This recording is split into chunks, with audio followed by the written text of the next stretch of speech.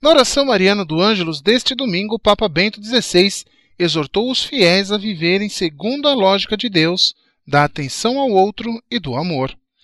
O Papa meditou sobre o Evangelho deste domingo, dizendo que Jesus adverte sobre o valor das pessoas aos olhos de Deus e sobre a inutilidade das preocupações terrenas.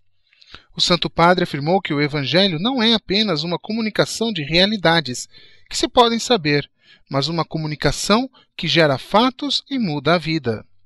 Ao final, Bento XVI convidou todos os peregrinos que estavam em Castel Gandolfo a serem fiéis ao mandamento do amor, em comunhão com o corpo de Cristo, que é a Igreja, e lembrou que a vigilância são as características fundamentais da vida cristã aberta à eternidade.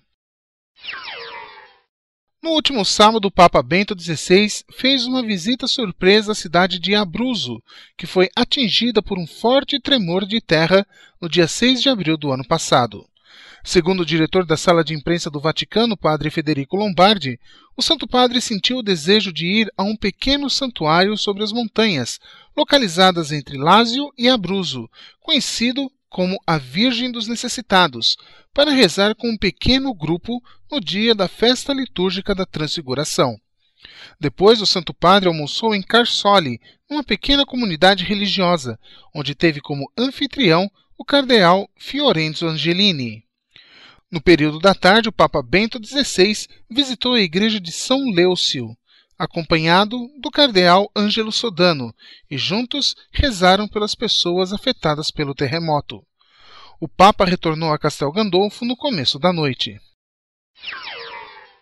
O Papa Bento XVI disse à Ordem dos Cavaleiros de Colombo que a melhor resposta para os ataques contra a Igreja é uma maior fidelidade a Cristo.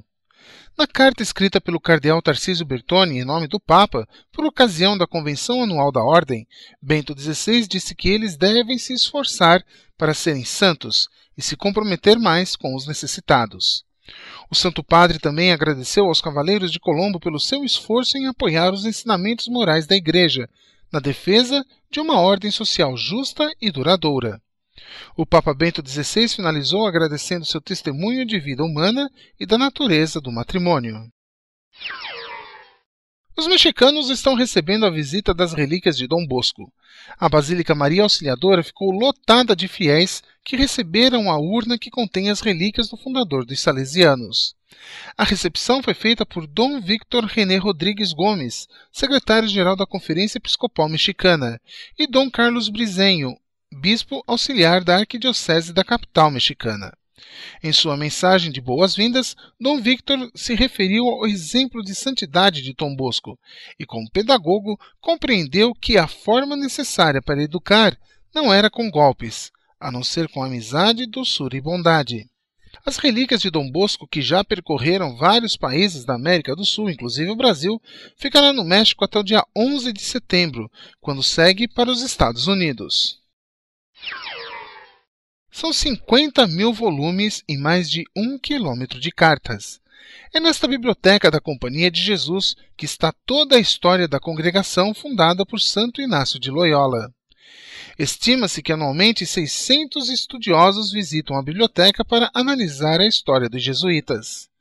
Porém, os livros e as cartas descrevem também muitos momentos históricos onde os jesuítas foram testemunhas diretas. É possível encontrar cartas sobre questões burocráticas e as correspondências com os missionários que se encontravam na China, como Matteo Ricci e São Francisco Xavier. No entanto, algumas cartas se perderam na perseguição à companhia durante a unificação da Itália em 1873, quando foram expulsos de Roma e seus conventos fechados. O governo italiano também confiscou parte dos documentos que somente foram devolvidos em 1920. Uma curiosidade sobre o Papa Bento XVI que poucas pessoas sabiam. Enquanto era cardeal e respondia pela prefeitura da Congregação para a Doutrina da Fé, Joseph Ratzinger disse ao então Papa João Paulo II que gostaria de ser bibliotecário do Arquivo Secreto do Vaticano quando completasse 70 anos. Esta declaração é do atual responsável pelo Arquivo Secreto, o cardeal Raffaele Farina, feita à revista Inside the Vatican.